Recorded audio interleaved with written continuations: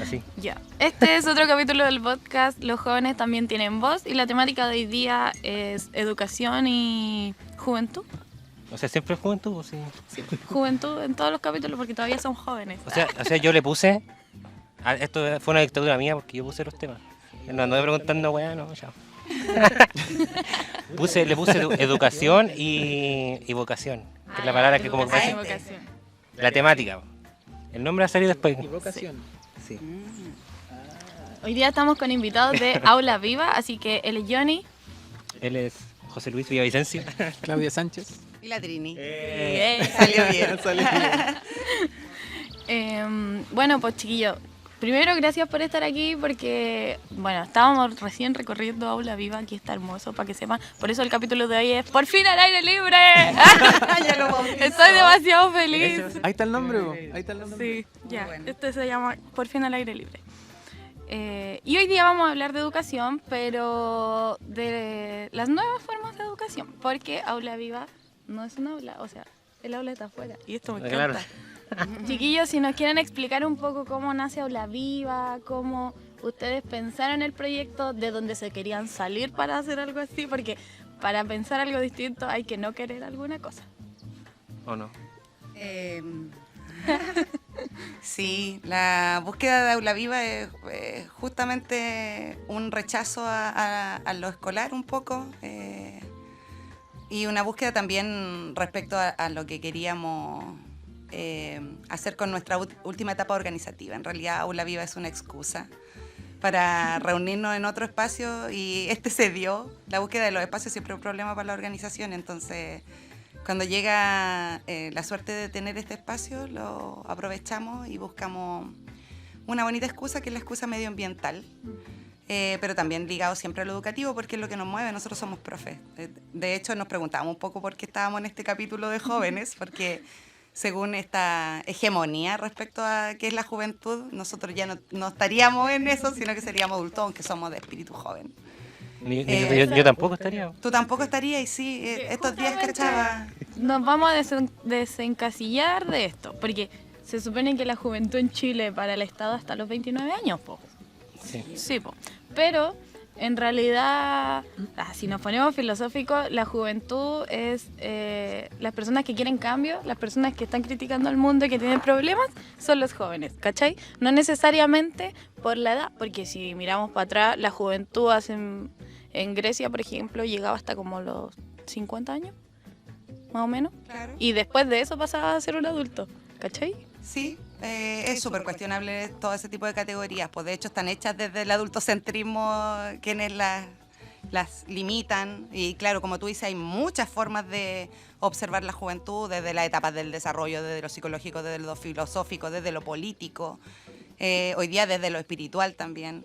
Entonces, claro, no sé, yo no me encasillo tampoco y siento que a veces hasta doloroso encasillarse, como cuando las personas pierden la juventud, la adultez y entran, no sé, a la etapa de adulto mayor o personas mayores, también es súper doloroso esa categoría, ¿cachai?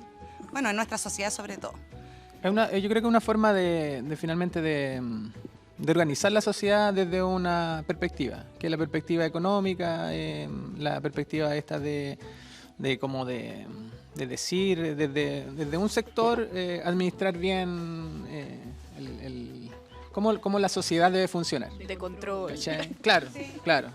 Y en ese sentido ponen estas categorías. ¿Y quienes las ponen en general? Son los adultos y de ahí lo que dice la Claudia, el tema del adultocentrismo. ¿El Estado? Bueno, el Estado es el adulto. El adulto. ¿Cierto? El Estado es el adulto y se supone que el Estado sabe y cómo lo traduce después, que a través de los gobiernos, las políticas de los gobiernos, dicen, mira, la juventud hasta esta parte, la infancia hasta esto, los adultos mayores, y con eso pueden Generar política pública. generar política pública, que es como el gran rollo. Y así, en realidad, así funciona todo esto. Creo que así funcionan las políticas públicas. Primero, con estos grandes estudios que hacen, yo creo que muchos psicólogos y sociólogos que se meten más en ese punto, junto a los economistas, dicen, ya, mira, vamos a hacer la segmentación. Por ejemplo, para entregar un bono.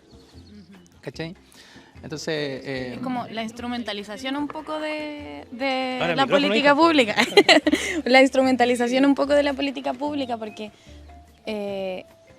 ahora también hay que diferenciar que, por ejemplo, nosotros, organizaciones sociales, ustedes y nosotros, estamos también encasillados dentro de una política pública, porque este podcast está financiado por el Estado, por ejemplo.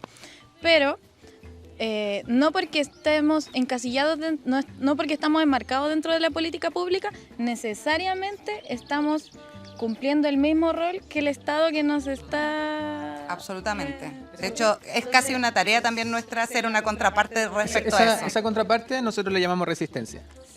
Y claro, y por ejemplo en términos educativos hay una línea pedagógica, una corriente que se llama la pedagogía, digamos, de la resistencia. La pedagogía crítica, que es de donde nos paramos, y para volver a la pregunta inicial, es de donde también nosotros forjamos el aula viva, porque tiene mucho de experiencia acumulada en términos de sentir que nosotros construimos hoy día aula viva, por muchas frustraciones también que tuvimos, ¿cachai? Por muchas frustraciones con el mundo escolar. Si bien nos gustaba mucho ser profes de escuela o de liceo, también encontrábamos muchas barreras o sentíamos que iba más lento que nuestras ideas o nuestras formas de pensar el mundo. Porque al final la escuela es una reproducción, ¿no? de este gran conocimiento que se recorta por los estados y dice, esto es lo que tienes que aprender en la escuela. Entonces, cuando tú te quieres salir de eso, empiezas a chocar o te empiezan a despedir o te empiezan a limitar. Entonces, nosotros primero avanzamos por el lado organizativo y hicimos educación en los territorios o aprendizaje. Es que educación, no sé, siempre me suena muy ¿cómo dice? Muy asimétrico, muy vertical. Sino que empezamos a aprender con la comunidad, empezamos a aprender con nuestros compañeros y compañeras de organización. Y después, claro, se dio el espacio físico, que insisto que es súper importante. Y desde allí, ¿ya qué hacemos? Pues porque nosotros podríamos tener acá un centro cultural, podríamos tener un espacio, un observatorio político, podríamos tener, no sé, una chacra, podríamos tener un montón de cosas, pero nunca solo, siempre con otras. O todos juntos. Bueno, que es lo que hoy día es Aula Viva. Aula Viva es eso. Una melcocha. Una melcocha. La melcocha de O sea, para hacer como cierto diferencia, yo lo educativo le pondría elementos más interesantes. Siento que lo escolar sí creo que para mí es lo que ha hecho un poco de distancia, ha provocado cierta distancia.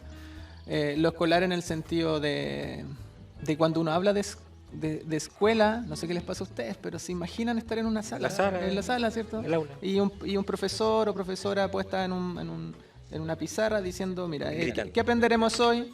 Bueno, Poniéndote un objetivo. Poniéndote un objetivo, por ejemplo, sí. ¿cachai? Como que todo está centrado como en la noción de que todo lo puedes preparar a tal nivel, y ahí la racionalidad, digamos.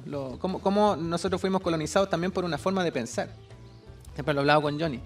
El hecho de que la razón es la que te permite tomar las mejores decisiones y por tanto uno puede establecer todo, y va a funcionar de acuerdo a lo que escribiste, de acuerdo a lo que pensaste y todo eso. Tiene cierto sentido, por supuesto, porque nosotros estábamos un poco preocupados, oye, ¿y dónde está la pauta de esta conversación? Y no sé qué. Y eso es un... ¿cachai? Estamos colonizados. Pues. Estamos colonizados por la pauta. Por eso, por ejemplo, nosotros también... Así como ustedes abren nuevos espacios educativos, ¿cachai? Y Lita TV trata de hacer estos nuevos espacios de comunicación distinta, que también es un aprendizaje para nosotros, po. O sea, es como, ahí es donde necesito como una explicación de expertos. No. Incluso esa palabra hay que sacarla, ¿cachai? Sí, quiero que me lo expliquen, me abran la mente, porque una cosa es el aprendizaje o la educación en sí y otra cosa es la escolaridad. Entonces, por ejemplo, si uno piensa solo en escolaridad es cuando nos imaginamos esta sala de clases súper monótona, llena de filas, con la cabeza hacia adelante, ¿cachai? La nuca.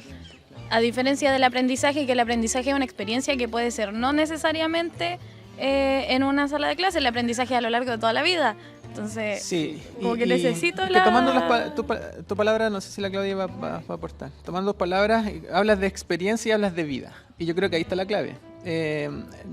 para nosotros, desde, como te decíamos, desde las corrientes que más o menos uno se mueve, porque finalmente uno toma una postura aquí para empezar a hablar. Cuando nosotros expresamos una idea, también estamos dentro de ciertas corrientes, ciertas escuelas. Y dentro de la pedagogía crítica están estas líneas que hablan sobre el aprendizaje está relacionado con una experiencia vital. Y al parecer, mientras no exista algo que te pase, no es tan fácil de explicarlo. Quizás la Claudia puede poner más elementos. Cuando algo que te pasa vitalmente es como una emoción, cuando uno está frente a un proceso pedagógico, digamos, frente a un proceso de enseñanza, incluso en cualquier espacio, pero cuando algo te pasa en el cuerpo, en tu mente y te deja como ahí es donde hay aprendizaje, es vital. Entonces, por eso es que la escuela creo que no está cumpliendo con eso, si es que alguna vez lo cumplió. Yo ahí también tengo mis dudas, ¿cachai? El poner a los estudiantes, 30, 40 estudiantes en una sala, donde un adulto te cuenta sus experiencias, pero te lo cuenta desde como afuera, como desde lejos. Mira, esto es lo que, de hecho, cuando te da un consejo, ¿qué es lo que hace un adulto? Sí, Y un profe también lo hace, mira. Me pasó eso. Así, claro, ¿cachai? Y resulta que la experiencia no es traspasable. La experiencia es propia. Y ahí hay un elemento también respecto a lo individual. ¿Qué pasa con esas cuestiones? ¿Cachai? Yo creo que por ahí va. Creo la educación en términos de cuando uno aprende. ¿Qué voy a preguntar? Oye, opinar, Johnny. Yo pensé que iba a hablar del relato, porque la experiencia creemos que es traspasable. Po. ¿A ti te gusta mucho esto del relato y la narrativa? Lo que pasa es que la palabra que es recurrente de este podcast ha sido el tema de la narrativa. No, pero me acordé de un autor argentino. El impronunciable. Es impronunciable, no porque sea tefunado, es porque es difícil de... Sabemos, digamos el nombre. Pero yo lo lo puede sé. decir, lo puede decir. Él se llama Darío Steinschreiber. Pero escríbelo. Imposible. Ya, pues, yo me acuerdo de él cuando daba sus charlas que están en YouTube en varias partes. Él incluía otra palabrita en el tema de educación, que es la palabra inspirar. Po. Si bien él decía, claro, no esta educación bancaria, que hay que bajar el conocimiento, sé que la educación era una experiencia que había que inspirar al otro, a que el otro busque su conocimiento, a que cree conocimiento, porque eso es al fin y al cabo. Entonces, claro, y ahí es donde me voy a colgar el tema de esto de elegir la carrera, no sé qué, porque no te inspiran a buscar una carrera en sí. Po. De hecho, la voy a anotar, la palabra. ¿Y te inspira? Voy a hacerle caso a mi mentor, mi nuevo mentor, que hay que andar con una libretita, dice. Pero pronuncia. Inspirar. Inspirar, claro. Inspirar. Es probable que lo que esté diciendo el Johnny, ¿cachai? Esté provocando algo en mi sentido de aprender. ¿Cachai? A lo mejor eso que dijo recién hizo algo en mi historia, en mis formas de pensar. Por eso lo anotaste. Y debe ser que por eso lo anoté, ¿cachai? De hecho, uno si tuviese cuadernos en la escuela y te llegara lo que dice el profe, anotaría muy poco y no llenaría tantos cuadernos de información que no sirve de nada. Eso es una problemática. Po. Es que, o sea, la escuela tiene un montón de problemáticas. Tiene problemática en su estructura, tiene problemática en su discurso, tiene problemática en la perspectiva de género que tiene problemática respecto a que te pone un objetivo antes de que empieces a buscar tu aprendizaje en una clase. Podría ser una pregunta más que un objetivo. Nosotros igual hemos visto diferencias en la educación que hacemos en el aula viva, acá en la escuela. Primero porque no tenemos edades. La escuela primero te separa por edades. Ya eso a mí me parece una aberración si quieres aprender de otras, comillas, experiencias, sea trasplazable o no. Compartes con otras personas, pero compartes con otras personas para poder controlar mejor, se separan, ¿no? Un mismo discurso, un mismo currículum en un territorio como Chile, que es larguísimo, que tiene variedad cultural, que tiene otros espacios, bueno, la ausencia del contexto. O sea, si bien al profe le dice use el contexto, hoy día se pasan los contenidos ausentes de ese contexto. O sea, si nosotros vemos, no sé, yo la otra vez les decía a la red de educadores que estamos formando en la bioescuela, cuando ustedes pasan el ciclo del agua, lo pasan adentro en una pizarra, así como pudiendo salir y aquí, no sé, está este espacio, la isla de Maipo, el río tiene tantos lugares, lo pasas en una pizarra, lo pasas con un PowerPoint. O con un video. O con un video, ya, que innovador. Qué innovador un video. Ocupar las tecnologías. Claro, ocupe las TICs. Ahí igual es brígido porque hablamos de cuando se piensa en, por ejemplo, innovar en la sala de clase, pensamos que es solo la tecnología. Curiosamente, innovar en la sala de clases no es usar más la tecnología, es salir de eso, es salir de la sala. O sea, yo pienso en mi etapa escolar, para nosotros que un profe nos sacara al patio era igual. totalmente rupturista y era el Y es lo profe que te más acuerdas. hippie. Y es el mejor profe de mi vida. Profe, lo quiero. Espérate, quiero decir, ahí me acordé de algo. ¿Ustedes sabían que él en un momento fue profe? Yo no me acuerdo, pero un Qué compañero... lástima, que no te inspiró nada. No me porque- inspiró. Pero José tiene su respuesta. ¿Tú te acordás? Pues no. Él se acuerda de ti. Sí, yo me acuerdo del ¿Tú Boris. no? Yo me Boris acuerdo se acuerda. del Boris. Del Boris me acuerdo porque y tú te sentabas con el Boris adelante y eran los, ¿cómo esto se dice esto? Los Esto ratas, frente a po, los ¿eh? niños ratas. ¿Se le dicen así o no? ¿Se le dicen a los niños ratas, no? Pero es que era cuánto, 2010, 2011. Y a mí igual los chiquillos me caían bien estos cabros porque, como dice, me ponían atención.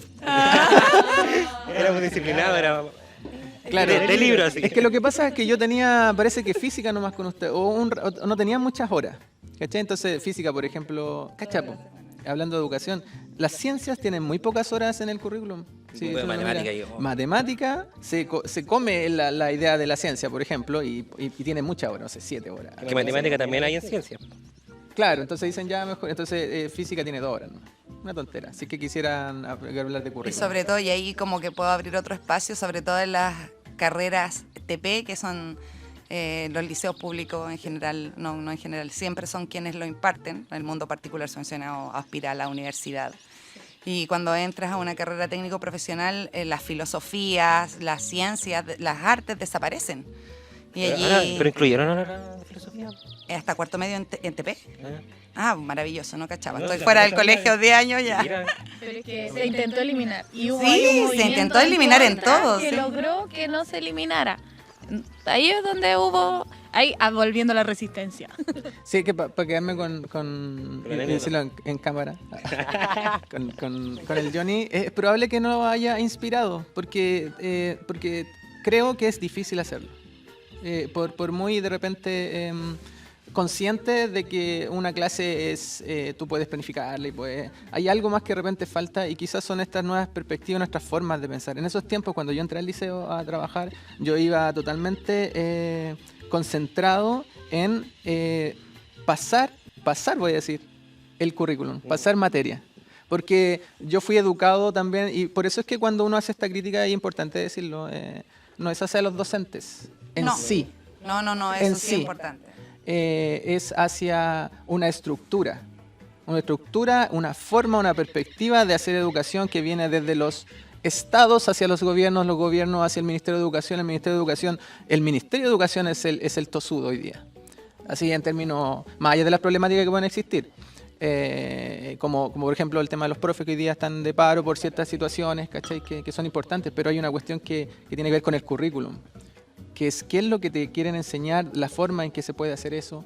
Y ahí hay un tema respecto al educativo también para centrarlo en la política. Nosotros cuando uno conversa y hace análisis y de repente dice, oye, este profe debería mejorar sus clases o ser más innovador y no sé qué, no, yo creo que hay una estructura que Pero ahí lo también limita. es difícil, porque es como, el que quiere ser innovador no tiene cabida, porque para ser innovador tenéis que dejar de pasar currículum, tenéis que dejar de pasar materia que es infaltable supuestamente, materia que si vamos Es que le evalúan. exacto, Ese es el problema.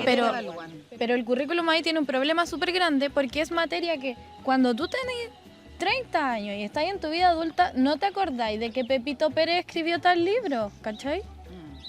Cosas que es como, de las ecuaciones. sí, de las ecuaciones, o sea... Ecuación de segundo grado. O sea, ¿te acuerdas de las cosas que te hicieron sentido con la emoción? Como lo que decías tú, como ya me sacaron al patio y fui muy feliz con mis compañeros en el patio. O alguna vez fui a un museo y que fue bacán esa vez. Y la O ciertos impresión que profes. me quedó fue por eso, porque me generó una emoción, me generó una ruptura de este conocimiento que yo ya tenía. Eso es lo que te queda, po. Ahora, eso igual es súper difícil de lograr en la educación formal, po. Es como, incluso en la educación, si salimos de solo lo escolar, si subí a la educación técnico-profesional y a la educación universitaria, también es difícil de lograr, porque todo está muy evaluado, todo tiene un cumplimiento de metas, ¿cachai? Y nosotros que somos organizaciones sociales también caímos en esa descripción, porque tratamos de hacer cosas rupturistas, pero debemos hacerlo dentro de un marco de lo que está permitido y lo que no. O nos dice, comunistas quieren hacer todo. Exacto. Ahí llega otro. Ese es otro capítulo. capítulo. Los profes comunistas. ¿Cómo se llama el capítulo de hoy? Los profes comunistas. Ya tenemos 2 nombres. Oye, el primero era al aire libre, y González es lindo. Pero es que eso es... Sí, yo creo que lo que dice José es re importante y quiero remarcarlo. Los profes también son una víctima del modelo, ¿cachai? Porque uno, están sobrevaluados, 2, tienen que responder a la burocracia que también amarra el sistema escolar. Cuando las profes vinieron acá a trabajar el tema de la educación al aire libre, decían, nosotros para sacar a un curso tenemos que hacer un montón de trámites. Así, entre la autorización, en la solicitud a la provincia, la solicitud al colegio. Entonces, son tantas fichas y tantas cositas que hay que llenar que al final decís, ya mejor me quedo en la sala. Porque además te hace responsable de un grupo humano de niños que si les pasa algo, que el apoderado, que... Entonces el profe ya dice, y hoy día yo creo que este elemento del docente está tan frustrado como nosotros, como que nosotros que tenemos hartos amigos profes, los vemos cansados, los vemos... A poco andar, como que antes los profes se aburrían del sistema a los 20 años, 30 años de ejercicio. Hoy día las profes y profes que salen de la universidad se cansan muy pronto, así como, no, ya yo no quiero nada, he leído en muchos foros, quiero hacer una pyme, ¿qué puedo emprender para salirme? Porque además es agotador hoy día, sobre todo hoy, el tema de la salud mental, tanto de docente como de estudiante, que no sabes por dónde, yo creo, atender esta diversidad que también te exigen la atención de esta diversidad. Antes la diversidad en una sala de clase, el profe importaba, éramos todos cabros distintos y el profe dictaba su clase igual. Hoy día al profe se le exige también diversificar la estrategia y allí es triple pega. Yo creo que uno de los motivos que yo dejé la escuela, aparte de toda esta visión de la resistencia o la educación popular, es porque no tenía tiempo para nada. Así como llegar a tu casa, cualquier otro trabajador llega a su casa a ver tele, no sé, hacer otras cosas, tú llegas a pensar tu clase para el otro día y el otro día y el otro día y el domingo angustiante porque viene el lunes, ¿cachai? Entonces la pega de profe es muy difícil. No estudié profe. Oye, ahí me acordé de algo. De nuevo de Darío. Es que él decía de que, claro, para los padres, la escuela ya no es una, o está en segundo lugar, no es una institución educativa, sino que es una guardería de púberes, decía él. Porque claro, necesito la escuela para que los padres puedan ir a trabajar. Sí, y los niños estén ahí para que me los cuiden. O sea, desde la formación de la escuela como concepto después... Ese análisis es duro igual, lo encuentro, no me gusta, y aunque lo creo, de alguna forma, el hecho de que sin la escuela, ¿qué hacen los padres con sus hijos y sus hijas? Si ellos tienen que ir a trabajar. Entonces, el modelo productivo, ¿cierto? Hay que mantenerlo. De hecho, lo que más podía escuchar, yo creo, en los discursos de todo político, digamos, o de gobierno, es el hecho de que el país se mantenga, que tenga futuro, progreso, desarrollo, trabajo. ¿Y cómo se logra eso? También con instituciones que permitan al adulto, al adulto que es el que piensa. Ojo con eso, se supone que el adulto es el que entrega las orientaciones hacia los jóvenes, hacia los niños y ese adulto está trabajando y menos va a tener tiempo para pensar. Entonces, pero para volver al tema, la guardería, como se dice. Ese análisis nosotros lo hemos escuchado desde que, por ejemplo, comenzamos a estudiar pedagogía crítica y es duro eso porque finalmente, ¿dónde queda el hecho de enseñar, de aprender, de que la escuela sea un espacio de aprendizaje? Siendo que existe una línea o un argumento que dice que no, que es una guardería. Entonces, es súper duro, creo. Ahí volviendo a la etimología que le gusta tanto al Johnny, la escuela como espacio de ocio, como espacio... Nosotros la otra vez cuando, buscamos el nombre de la bioescuela, con el prefijo bio, que es vida, y escuela, que lo tenía todo un... Sí, claro. La escuela como espacio de ocio, como espacio de esparcimiento, como espacio creativo, como espacio de pensamiento, donde las personas detienen su mundo del trabajo para aprender. En ese sentido también creo que no está delimitado a una edad, y ahí volvemos al tema principal de la juventud. El aprendizaje es siempre. Sí. Entonces, como nosotros en esta sociedad en la que hoy día nos tocó vivir y sufrir, está delimitado, como que hasta siempre cierto tiempo aprendes, después ponte a trabajar. Y cuando ya uno quiere seguir en la búsqueda de aprendizaje, bueno, tienes que pagar además.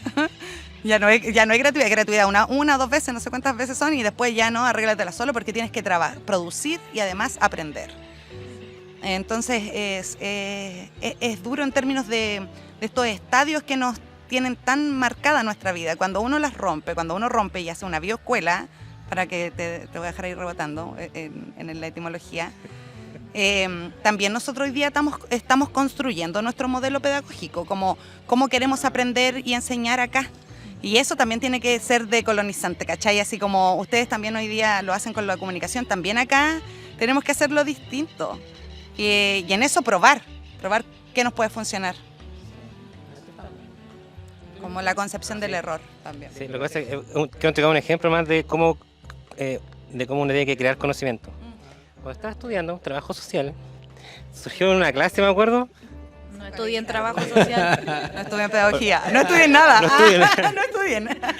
Bueno, me acuerdo que estaba en una clase y saltó como la duda sobre el nombre del trabajo social, ¿por qué era ese? Y en algún momento llegaron a que pareciera ser de que el verdadero nombre que debería tener era biología. Y dije, Lo ¿ya? que pasa es que originalmente no era trabajo social como lo conocemos ahora, pues era más higienismo, más... No. Es otra cosa, sí. Ya. Lo que pasa es que la palabra bio, que significa vida, pero hay otra palabra que también significa vía. Vía. Que significa vida, que es Z-O-O. Que la palabra en griego era zoe. Es una E y una cosita arriba. Ya, el tema es que la palabra bio de vida viene de una concepción antropocéntrica, que es del hombre pensante y no sé qué. Entonces, así es como debería ser. Zoe es vida orgánica, es como el estudio, que es lo que estudia la biología. ¿Cachai? La biología como la conocemos Debería tradicionalmente. ser zoología. Claro, que estudia la vida, tanto animales como ser humano, todo debería estar ahí. Pero hicieron una separación porque no nos podemos relacionar con los animales. No, pues los que pensamos somos nosotros. Claro, entonces biología ahora lo estudia en la biología orgánica de los seres humanos y zoología de los animales, que los dos siguen siendo orgánicas. Y el tema es que la diferencia correcta, creo yo, que biología es, claro, es vida, pero vida como de desarrollo o de narrativa. De ahí que la palabra biografía, uno si fuera la palabra biografía, uno tendría que poner, tengo un corazón, tengo dos pulmones. Eso. Pero nosotros en una biografía, no estudié en tanta parte, nací de mis padres, con tal lado. Entonces hay una historia histórica. Sí. ¿Cachai? Entonces el trabajo social estudia las vidas de las personas, la narrativa, la historia de vida. Entonces ahí entonces esto debería llamarse biología porque biología es estudio de la vida, de ese tipo de vida. Se fueron por ese lado, yo me inspiré y Estoy anotando. Anotando todo. Ahí hay una polémica súper grande porque aquí nos ponemos brígidos porque entramos a las ciencias sociales como tal, la diferenciación de las ciencias sociales también tiene una connotación súper antropocéntrica en el sentido del hombre masculino, del pensamiento, de cómo se generó el pensamiento y se degeneró el pensamiento a lo largo de las distintas generaciones. Entonces, por ejemplo, ponernos a diferenciar entre antropología, sociología, trabajo social, filosofía, en algún momento todas se entremezclan. Ahora, ¿qué pasos seguimos? ¿Y quiénes nos dijeron que sigamos esos pasos? ¿Y cómo tal disciplina se transformó en una disciplina con un objetivo específico? También es un tema, porque También en mercado. también es mercado, es como qué objetivo fue más consumido en cierta etapa histórica, es lo que definió que esa era una disciplina y ese era el camino de esa disciplina y no otro, ¿cachai? En el caso del trabajo social y en la pedagogía también pasa, po. Es como la manera más funcional, volviendo a la educación, la manera más funcional para nuestro sistema social de educación se transformó logró ser esta pedagogía formal de sala de clases, ¿cachai? Es la más funcional a nuestro sistema y por eso esa es la pedagogía y no todas las otras formas de educación que existen, po. ¿Cachai? Pasa con todas las disciplinas, todas tienen su crítica así mismo. a sí mismas, po. Sí. Es que igual estaba pensando en Ahí estaba mirando hacia arriba. ¿Han cachado eso? No sé si lo Mirar han visto. hacia arriba. Es superior. Y claro, y deberían estar... Bueno, José Luis en general cuando piensa hace eso. Sí, y no, yo creo que hay que... No, yo creo que hay que mirar hacia abajo. Estoy pensando en lo siguiente, porque hay como una, ¿te acuerdas? Aristóteles y Platón. Se supone que de ahí como que empieza ciertas concepciones y ciertas divisiones entre como lo más terrenal, la concepción de la conexión más con la tierra, que con la conexión más con las ideas. Entonces hay como un cuadro por ahí donde sale Aristóteles y sale Platón, ¿cachai? Caminando. Entonces Platón sale así. Una cosa así. Y el otro está así. Entonces, cuando tú empiezas a estudiar a Aristóteles un poco, nosotros no somos expertos necesariamente en eso, no somos expertos en nada, de hecho la palabra, como decía, no nos gusta. Uno se puede definir como un otaku de la mitología griega y de distintas cosas. Claro. Un otaku del conocimiento. Entonces, en la pelea por el conocimiento, por la forma, creo, así como se dio en la historia, Platón sale ganando, ¿es cierto? Y uno empieza a mirar hacia arriba y a buscar, es decir, más que mirar al cielo, uno busca, porque dice la mente, ¿cachai? Está en el cerebro. O sea, perdón, el pensamiento está acá se desarrolla el tema. Y ahí, todo ese recorrido, la voy a hacer súper corta, según lo que yo comprendo de la cuestión, nace la ciencia. Y la ciencia nace en términos... En realidad es una mala concepción de la ciencia, diría yo, porque me imagino que antes los aprendizajes, los científicos, no sé, el típico ejemplo de Da Vinci, hacía todo. Que un compadre que se movía por todos los saberes, que no necesariamente un físico, o un matemático, o un arquitecto, ¿cachai? Sino que él también esperaba, creo, esto en la morgue, no sé si él y esperaba estos muertitos pobres, ¿cachai? Y abría el cuerpo, Sí, pues, y se lo llevaba a estudiaba. los mendigos que nadie reclamaba para poder ¿cierto? estudiarlos. Sí, pues. Entonces, pero después la ciencia es la que domina finalmente. La ciencia en términos de la razón. De método científico. El método científico. Y eso creo que es lo que nos tiene también a nosotros esperando una pauta hoy día de conversación. ¿Cachai? Porque tiene método. Maldito Platón se puede llamar. Maldito Platón. Mucho el nombre. Por eso, Vamos a hacer una votación al final, podríamos anotar. por eso es que de Podríamos repente... dejar un título abierto O y que la muchos gente títulos. vote. ¿Podemos decirnos ustedes cómo se debería haber llamado este capítulo? Lo vamos a poner en pausa. Nos fuimos en la volada de la hegemonía de las ciencias sociales, pero ese no era nuestro tema. Po. Es que eso provoca igual un problema en la escuela. Sí, En ya la podemos partir de educación. ahí. ¿Cachai? Porque la forma de como de cómo es la hegemonía de la ciencia llega a organizar finalmente el cómo aprender, qué es lo que se enseña, ¿cachai? Por ejemplo, si hoy día se enseña mucho matemática, tiene ese sentido. Porque la ciencia dice que hay que aprender matemática, ¿cachai? Y harta, en cantidad, ¿cachai? Entonces como que por ahí va. Y eso provoca que quizás no se puedan ver otras perspectivas, otras formas de aprender, otro tipo de conocimiento, ¿cachai? Como que hay conocimientos que están como ocultos y la escuela tiene un sector nomás de conocimientos, ¿cachai? Que enseña. Y eso igual es un problema. Quiero pasar al siguiente tema justo con lo que dije. Ay, yo iba a abrir otro, pero dale tú. Después yo lo puedo guardar, no, tú no. No, yo no. Lo que pasa es que, bueno, este capítulo también trata sobre la vocación pop. Y justamente con la hegemonía de las ciencias y la hegemonía de qué es lo que aprendemos en la escuela, se genera también esto de que no existen ahora la diversidad de vocaciones que esperamos, ¿cachai? Es como cuando uno recién sale del colegio, vamos a ponernos aquí bien jóvenes. Cuando uno sale bien jóvenes. Bien adolescentes, aproblemados, dolidos. Lo que pasa es que adolecidos. ¿Qué hacer? ¿Qué estudiar? Sí, cuando uno sale del colegio y está pensando en qué hacer con mi vida, qué estudiar, volvemos al primer capítulo, qué hago con mi vida.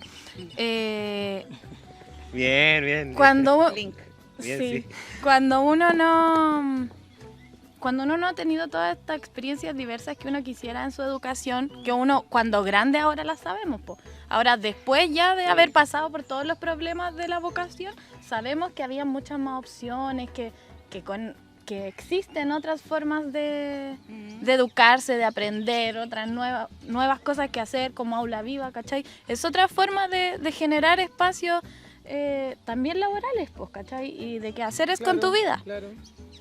Pero cuando recién salís del colegio, no, pues están estas opciones súper marcadas que nos vamos a poner así, aquí vamos a ocuparnos a nosotros mismos de referencia. Voy a ser profe, voy a ser trabajador social, voy a ser médico, abogado, no sé, ahí como comercial de preu, ¿cachai?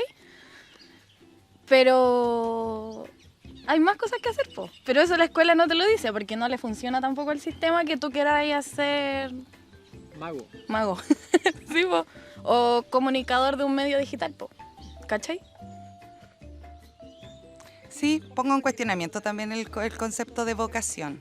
Así como que también creo que es un... ¿Lo puedo defender después? Sí, puedes defenderlo. No solamente que... No, pero sí. Sí, porque vocación, este llamado, esto que...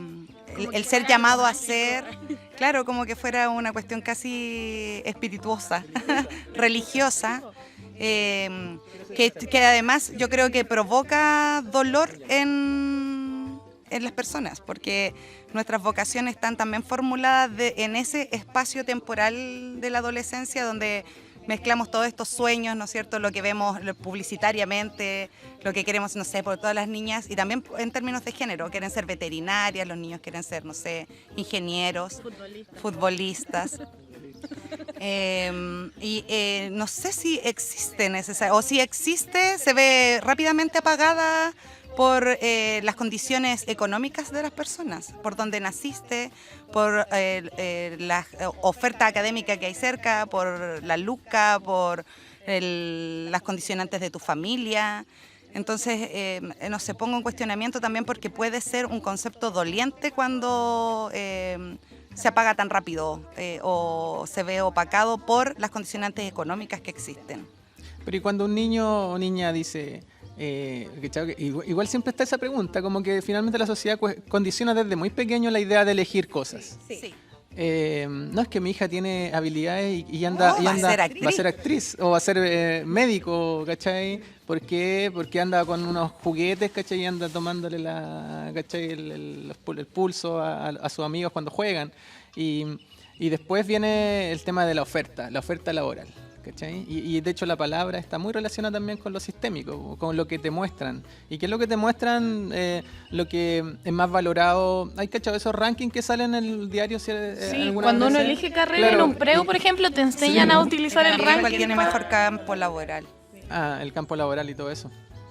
Hay un ranking, es que hay distintos. Yo me acuerdo, porque yo hice preu, pues yo pasé por toda esta problemática de la vocación. ¿Hay test vocacionales? De hecho, en el preu te enseña cómo elegir tu carrera también de acuerdo a lo que te gusta, entre comillas, porque lo que te gusta dentro de un preu es ciencia o humanidades. Sí, son como esa diferencia también que hacen. Sí, como ciencia o humanidades, como si no fueran lo mismo. La de Platón y Aristóteles, pues, ¿sí está la diferencia? Esa división está ahí todavía. Exacto, maldito Platón. No es que yo soy humanista, ¿cachai? No, yo creo que tú soy más científico, te dicen algunos profes por ahí. ¿El otro no es humano? Claro, y la lengua no es una ciencia, ¿cachai? Entonces como... ya. Bueno, pasando por ese problema, se instrumentaliza aún más que eso y te enseñan, te muestran la revista, el diario revista que lo genera este ranking y te enseñan a utilizarlo. Te dicen, mira, tienes que buscar de tal número de ranking a tal número de ranking qué universidad es la que más te conviene. Después, dentro de eso, tienes que ver tal número de ranking a tal número de ranking cuál es la que tiene mejor campo laboral. Dentro de eso puedes ver además con qué universidad va a ganar mejor. O sea, te enseñan a estudiar el mercado para poder elegir qué quieres hacer. Si vamos más atrás, primero te obligan a estudiar como a cierta edad. O sea, saliste del colegio y ¿qué vas a hacer? No, hoy día salir a trabajar es una opción que está muy poco valorada. Como que tienes que estudiar. Ya desde allí hay una problemática. Y que hoy día también está dando malos resultados en términos que hay bastante deserción y decepción respecto a también las formas de educar que tiene la universidad, que también responde a una estructura rígida, al igual que lo escolar, se ha mantenido en el tiempo bajo la misma lógica. Por lo tanto, en esta poca dinamización del aprender o poca cuestionamiento del concepto del aprendizaje, rebota también en la diversidad que hoy día existe de estudiantes. Por eso es que la palabra vocación hay que darle más vueltas. Defiéndela, Johnny. Yo creo que no... No era defender. Yo creo que es construida. Recién Es construida. Y Sí, con es lo que estabas construida. conversando tú, lo que Y estabas es diciendo. construida feamente porque puede ser una bonita palabra, creo. Eso, este llamado, ¿no? ¿Qué quiero hacer? ¿Cómo quiero movilizar como lo que mi te energía? llega. La Eso que voz viene- interna. La voz interna. Eso viene de vos. Sí, pues, Por de voz. ejemplo, para volver al tema de... No, de lo religioso. Es como cuando alguien dice, yo he escuchado por ahí, lo que pasa es que yo tengo sueños, ¿cachai? Y en los sueños me llama, por ejemplo, religioso. Y muchos pastores, por Eso ejemplo, también pasa en lo yo creo que cultural muchos en el mundo pastores, mapuche. pastores evangélicos o curas, ¿cachai? Yo creo que tienen esos llamados. Y eso yo lo relaciono con la vocación, si es que tuviese sentido, no sé, a lo mejor estoy inventando. Por tanto, el estudiar para ser profe, doctor, lo que sea, yo creo que no es vocación porque es construido. ¿Cachai? Y es construido por alguien, más que alguien, un modelo económico, social, político que dice, mira, resulta que hay carreras, hay universidades, hay acceso, y lo otro que está muy relacionado con el tema de que el dinero finalmente, o sea, tu capacidad, digamos, de recursos económicos, es la que también permite decidir. Lo que pasa es que ahí, en otro capítulo del podcast, con la Javi también lo hablamos. Es como, hablamos en la Melcocha Otaku sobre las nuevas carreras que existen, ¿cachai? Las nuevas formas de hacer cosas que existen. Y curiosamente, esto tiene mucho sentido para el sistema económico en el que vivimos. Las carreras hoy día son un camino establecido por el que ir y no son una forma de hacer algo que quisiéramos hacer. No son el proceso para lo que uno quiere hacer, sino que la carrera se transforma en la meta. No entiendo. Dame un ejemplo. Por ejemplo, no es que yo quiera, no sé, pues yo voy a decir, vamos a volver al tema de ser médico. Yo quiero ser médico, ¿cachai? La carrera se transforma en la meta, la carrera en sí, Ya. ¿cachai? La disciplina en sí, el trabajar como médico se transforma ser. en la meta, ser el médico. No es, yo quiero trabajar por la salud de las personas y una de las formas es la carrera médica, porque hay muchas más, ¿cachai? Así como existe la medicina no tradicional, existen otras formas de trabajar por la salud de las personas que hasta la higiene, si ponemos en ese caso, hasta la higiene, el trabajar por el bienestar del medio ambiente, también es trabajar por la salud de las personas. ¿Cachai? Sí. No sé, a mí por eso es que tengo mis dudas respecto a la vocación. Yo creo que es vocación cuando hay algo que, no sé, si quiero, yo voy a estudiar para profe porque me gusta enseñar. Y yo creo que hay elementos que en términos personales, ¿cachai? En tu vida, en tu historia, han sido como un poco característicos. Creo que si a mí me gusta enseñar es porque en mi vida he tenido incluso por ejemplo ayudando a mis compañeros cuando había que soplarles una cuestión en una prueba, ¿cachai? Sí. Yo creo que me salieron la raja los torpedos cuando era chica, entonces yo sé que puedo hacer buenos resúmenes. O- para que o- me Pero no hay entiendan. una carrera de eso. no, o te piden de repente algún consejo por ahí, ¿cachai? O te piden algún consejo, no sé, relacionado con, no sé, a ti que te va bien en matemática, ya, ¿me ayudáis a hacer esta cuestión? ¿Cachai? Puede ser que esté relacionado con la vocación, pero no tiene nada que ver con lo en términos de las carreras, ¿cachai? Lo que piden las carreras, porque es importante lo que tú decís y ahí yo creo que el proceso, el querer aportar al mundo, tú lo puedes conseguir en cualquier carrera, digamos si quisieras, la otra vez hablábamos el tema de estudiar ingeniería o de estudiar, claro que pueden haber ingenieros que no se jodan ni se caguen el medio ambiente, ¿cachai? Porque un ingeniero va y construye una represa o una termoeléctrica, ¿cachai? Ayuda a eso, pero O un edificio arriba de las dunas. y claro, y sin embargo es una bonita carrera, dicen algunos, ¿cachai? Y que puede aportar al país, al desarrollo y al crecimiento, pero resulta que también puede dejarla embarrada. ¿Cómo utilizamos lo que sabemos? Ah, sí. ¡Oh, qué profunda! ¿Qué piensas de la vocación, Johnny? No, nada, sí. No será eso de la ¿Me voz vaya a interna. defender? No. Es que quedan 15 minutitos para que hagamos las recomendaciones. Estoy poniendo Oye, pero yo quiero estructura, volver Platón. al tema que quería dejar delante. Ah, sí, dale. Sino que tiene que ver con el espacio, como hoy día las prácticas educativas se resignifican, se diversifican y nosotros hay una búsqueda también urgente que es el cuidado del medio ambiente, como que sabemos que, bueno, de hecho estamos en invierno con este sol, con bloqueador solar, estamos todos arrugados en este podcast. Por lo tanto, también hoy día la educación al aire libre, esa búsqueda que nosotros cuando delante decíamos también en el corte, de construir estas nuevas pedagogías, que son pedagogías que se conectan, bueno, no son tan nuevas, pero creo que no se han sistematizado también y no se ha dado a lo mejor... Quizá en estos territorios no es tan cercana esa... Claro, sí, además que hay otros lados donde incluso puede ser una práctica súper normalizada. Pero estar fuera del aula o estar en contacto con la naturaleza también aporta a esta gran problemática, y ahí es donde sí el contexto es considerado para educar. Entonces, esa búsqueda y otras búsquedas, creo también, no sé, me imagino que también hoy día hay personas pensando en cómo hacer una educación cívica mejor, después de todos los procesos políticos los que hemos transitado como país. Entonces, en esas preguntas creo que lo educativo debiese moverse hoy, como en estas grandes problemáticas como el medio ambiente, el tema cívico, el tema de género.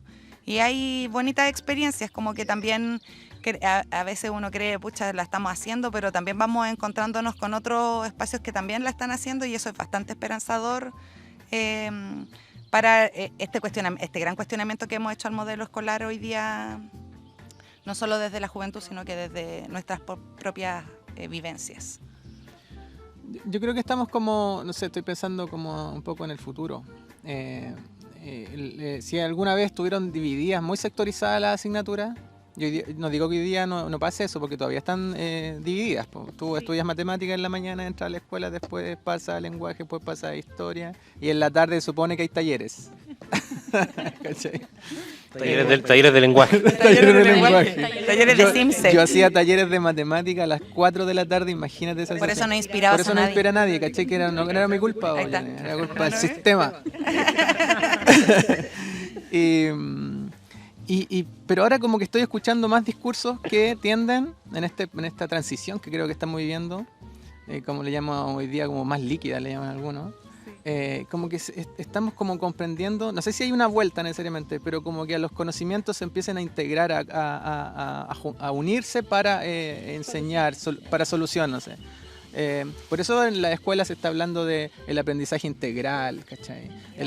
Basado en proyectos. El aprendizaje basado en proyectos, y como que tienden a que hoy día permitan que los estudiantes, que si quieren resolver algo, o tengan alguna propuesta, que conecten sus asignaturas, que conecten los conocimientos que tienen.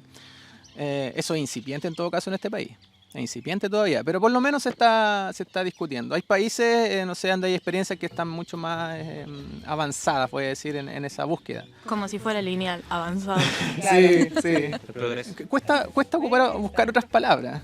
No, por eso te digo, es que es como... Que nuestro lenguaje es muy limitante. Eso también Por es eso en Japón aprendizaje. aprendan muchas otras palabritas.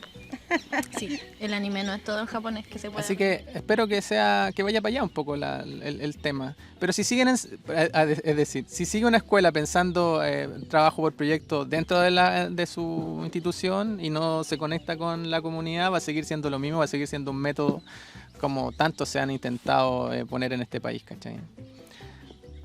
Ahora sí la sección, no sé ¿Qué cómo se sección? llama, hay pauta. Cortina de recomendaciones. Es que no sé. Que tenemos que recomendar en base a qué. A lo que tú quieras, A lo que pues, tú igual- quieras. Una serie. Sí, Sí. yo recomendé en un momento, no sé, hasta... Lavarse las manos, tomar agüita. No, pero hoy día yo vengo a hacer Quiero una explicar. recomendación. Es que ya, esta recomendación yo la cambié, porque yo iba a recomendar otra cosa, pero... Recomienda las dos, la que no iba a recomendar y la que vas a recomendar. No, para que no nos quedemos con la duda. No, se van a quedar con la La duda. duda. Yo no lo he dicho. Sí, Lo que mejor pasa no lo es hubiese que... dicho. No, porque voy a recomendar esta, ¿por qué? Porque ahora me di cuenta que es mucho más atingente a lo ¿Viste? que Peor. hablamos hoy día. Voy a recomendar a un artista. A propósito del tema del aprendizaje, porque No tenga lista de lápiz. que está muy en boca de los medios de comunicación hoy en día, es un artista que se llama Ai Weiwei. Es un artista chino. Ai Lo Weiwei voy a anotar porque no voy a acordar. ¿no? es Mira, tal como lo... A y latina, Weiwei con W. Weiwei, así, tal cual. Ai Weiwei es un artista chino Darío. que es hijo de en el fondo, de alguien castigado por el gobierno chino, ¿cachai? En China, no sé si ustedes saben, pero los castigos políticos atraviesan generaciones. Por ejemplo, alguien que es detenido político en China, sus hijos, su familia, y ellos determinan, según su sistema de justicia, cuántas generaciones para adelante tienen ciertas restricciones. Ai Weiwei, por ejemplo, tuvo restricción a la educación por un crimen político que cometió su papá. Su hijo no pudo recibir la educación formal china. Entonces, ¿cuál es la forma de Ai Weiwei de integrarse y de ser rupturista con ese derecho que le quitaron? Fue el arte. Y a través del arte, él fue adquiriendo estas experiencias de aprendizaje y educación que le negaron, ¿cachai? Él tiene muchas obras súper controversiales. Una de las que más se habla hoy día y por la que quizás alguien que escuche el podcast o lo vea lo va a reconocer es por la tragedia de Sichuan en China, que es una tragedia medioambiental. Habían edificios, por eso lo dije antes, construidos sobre dunas, sobre montañas que no eran aptas para la construcción, y murieron niños de escuela y gente que vivía y trabajaba en esos edificios, ¿cachai? ¿Qué pasó con estos edificios? Se negó la tragedia medioambiental y no se castigó a las personas responsables, porque todo esto era una maja política terrible, con responsabilidades directas, o sea, responsabilidades reales. Ellos sabían qué es lo que iba a pasar apenas hubiera un temblorcito en ese lugar. Entonces, ¿qué hace Ai Weiwei? Reunió un montón de voluntarios de su escuela, porque él como artista tiene un taller que ahora es internacional. Él recorre muchos países con sus talleristas y genera obras de arte masivas. ¿Qué hicieron? Con estos voluntarios de su escuela de arte, fueron al lugar y recolectaron no sé cómo se llama, el Arturo debe saber el nombre de esto, las cositas de fierro que sostienen los edificios, no sé cómo se llama. Las vías. Las cadenas también. Las cadenas, se pueden llamar cadenas. Recolectó todas estas cadenas de fierro torcidas y derechas que quedaron y hizo una obra de arte con la forma del lugar de quebrado que se generó en el terremoto y por qué no debería haber estado, para explicar por qué el edificio no debería haber estado ahí, ¿cachai? Y él generó una experiencia de aprendizaje medioambiental, política, personal también para él, porque estética, ¿cachai? Entonces, ¿por qué lo recomiendo? Porque así como él tiene muchas obras de arte y existen muchos artistas que trabajan así. Y en particular el caso de él, se generó ese arte tan rupturista porque se le negó la educación, ¿cachai? Pero qué interesante, yo lo veo desde el punto de vista de que uno pide educación en general, todo lo que nos piden educación, a él se le negó. Sin embargo, logró a través de otro proceso, que sería interesante saber cómo logra una persona llegar, porque vamos a hablar así como se habla en la escuela, las habilidades necesarias para poder llegar y crear una obra o una performance, lo que sea, igual son, hay que tener ciertas, te cuesta las capacidades, habilidades, no sé, ¿cachai? Ímpetu, ganas, deseos y todo. Pero también hay técnica y aprendizaje. Él lo aprendió solo, ¿cachai? Quizás en la comunidad, más que en instituciones. Entonces ahí de nuevo el tema de lo educativo. No tiene por qué estar en la institución escolar para poder lograr lo que logró, por ejemplo... Y no pasó por una escuela de arte, ¿cachai? Ai Weiwei no pasó. Ai Weiwei. Porque si nos ponemos a pensar, ser artista, también hay escuelas para ser artistas, Sí, po. ¿cachai? Y se estudia y es caro y harto años. Claro. Entonces, él no pasó por la escuela de arte, él no fue aprobado por alguien para ser artista, Sí. ¿cachai? Y eso es súper importante hoy en día porque alguien te dice, tú aprobaste esto y por lo tanto ahora eres artista, médico, trabajador social. Como no sé si era un mito, no sé si caché la frase de Einstein, cuando dice que él nunca le gustó la escuela, que sufrió la escuela, que peleaba con los profes, no le gustaba la educación física y no sé qué, ¿cachai? Era como un chico aislado, la escuela nunca le hizo sentido y resulta que él fue uno de los que sintetizó como las grandes obras de la ciencia, ¿cachai? Que hablar de relatividad y después el tema de la bomba atómica y todo lo que se vino para adelante, ¿cachai? Uno de los... y también, pues, al parecer, las grandes... Y ahí puedo ir un poco, no sé si puedo ir a mi sugerencia. Mi recomendación, sugerencia, no sé. El hecho de cómo sea... es como un mito. Es un mito de que los científicos... de que la ciencia se crea a través del método. De que el científico dice... Ya voy a hacer esto primero, después voy a hacer esto, después voy a hacer esto otro, ¿cachai? Y hay un libro que yo recomendaría que se llama Los Sonámbulos, de Koestler, Arthur Koestler.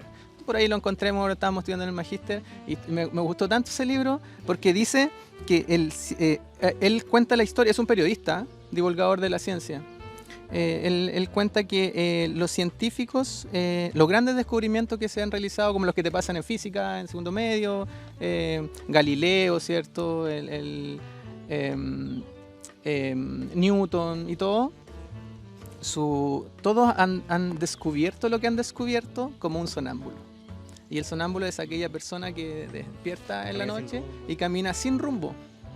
Y en ese rumbo, en ese vivir, en esa sensación, en esa pobreza, no sé, hay unos científicos que vivieron que no tuvieron, por ejemplo, como se dice hoy día, hay que tener capital cultural para crear cosas, ¿cachai? Y sin embargo esto, y creo que también relaciona con lo que tú conversaste, Trini, nacen en lugares y hay otras cuestiones que los hacen conectarse con el conocimiento, con la naturaleza, y empiezan a crear cosas. Entonces él cuenta, por ejemplo, que Newton fue un estudioso también de la óptica, Newton. ¿Y qué hacía Newton? Agarraba unos clavitos y se abría el ojo y se empezaba a clavar el ojo para comenzar a sentir qué onda pasaba entre la visión, ¿cachai? Lo que uno veía. Entonces, es una constante experimentación, es una constante vivencia casi azarosa, se podría decir, como un sonámbulo que anda ahí en las noches aprendiendo y que no existe el método. Pero sin embargo nos han dicho que la ciencia tiene una forma estructurada, hay una razón, hay algo que lo tienen solamente, que lo tienen algunas personas. Entonces, por ejemplo, dicen que uno para crear una ley, no me acuerdo cuál era, de cómo giran los planetas alrededor del Sol, ¿cachai? Porque está calculado. Hay unas fórmulas que más o menos la chuntan. Dicen que este señor tiene un libro gigante, está en una biblioteca, donde hizo todos los cálculos a mano. Es un libro gigante, lo hizo a mano, todos los cálculos. Y resulta que cuando alguien va a estudiar esos cálculos, ve que él se equivoca en los cálculos. Se equivocó en todos los cálculos. O sea, no en todos, pero se equivocó en la mayoría. Imagínate, no hay calculadora y está así. Pero llegó igual a la fórmula. Entonces eso es raro, ¿no? Es súper raro porque se supone que hay un método científico. Y bueno, finalmente este compadre, el Koestler, dice que no hay método. Y dice que cualquier persona, y que como cualquier persona quiere descubrir y aprender, está en tu búsqueda, en tu pasión, en tu interés. Entonces este capítulo se llama Rompemos el método. Maldito Platón, rompemos el método. Sí, interesante para los que quieren estudiar ciencia. Yo creo que hay que desmitificar la idea de que el científico es un personaje casi con este... Claro, con esta, ¿cómo se llama? Bate, delantal blanco y medio loco y chascón y no sé qué. ¿Voy yo? Antes que nos achicharremos. Sí. Sí, yo creo que, bueno, sugerencia, recomendación, este modelo científico que copó la última parte del podcast, también ha creado modelos y sistemas políticos súper dolorosos. Yo quiero hacer una invitación hoy día a la memoria, ya que estamos en los 50 años del golpe. Un sistema político basado también en esta ciencia, en esta forma de concebir el mundo, donde eres capaz de matar o torturar al otro para quebrantar estas ideas que también hemos hablado hoy. Entonces, más allá de recomendar una serie, un libro, una canción, porque hay tanto, ¿no?, para poder allí escarbar y poder hoy día resignificarla, invitar a las personas a reflexionar y a pensar un ratito en el tema de la memoria, también a la escuela, que hoy día está en deuda, creo yo, con este proceso. Nosotros hemos descubierto y hemos aprendido a valorar la memoria fuera de la escuela, en la organización comunitaria, conociendo a nuestros vecinos que sufrieron el asesinato de sus familiares, en la música que elegimos escuchar. Entonces, creo que es un año importante. Ojalá fueran todos los años hasta que esta cuestión no se vuelva a repetir, ¿no? Pero como es importante y como estamos en este hito, invitar a las personas a detenerse, a pensar en la memoria, a pensar en cómo construimos un país que cuide la democracia, que estas cuestiones no vuelvan a ocurrir, en lo doloroso que fue para sus familiares, para nosotros mismos, que hemos convivido con el dolor de nuestros vecinos y vecinas. No sé, pues ha sido súper heavy estos días con el tema de Víctor Jara, que pese a sentir esta justicia, ¿no?, tardía, que cuando es justicia tardía parece que no fuera justicia, más cuando el asesino se pega un disparo, ¿no? En ese sentido también creo que toda esta problemática, esta juventud, esta educación tiene que detenerse. Es como casi una obligación, no sé, ética, moral, o como uno desde donde se queda a parar, a hacerlo. Así que nada, eso, como invitarles a reflexionar y a participar y a gestionar y a abrir espacios para que este año la memoria tenga el valor que merece. Eso. ¿Por qué 50? Sí, siempre algo pasa con los 50. Nosotros conmemoramos desde que siempre. Algo pasa con los números enteros, ahí lo dejo. Ahí, bueno, también, ahí el tema de la ciencia. Porque pasa que a los 100 es otra connotación. Claro, no sé, algo pasa. Algo pasa con los números enteros. Ya, ahí la dejé nomás. Rebotando ahí. No, un poco para volver al espíritu de Isleta TV, que es un medio narrativo, quiero recomendar un cuentito. ¿Un cuentito? Sí, Qué rico. se llama, no, es horrible el cuento, pero... Ah, ya, pero qué rico, me gusta, pero me encanta el género cuento es mi favorito. Es que para reflexionar, pues se llama Bajo las Ruedas.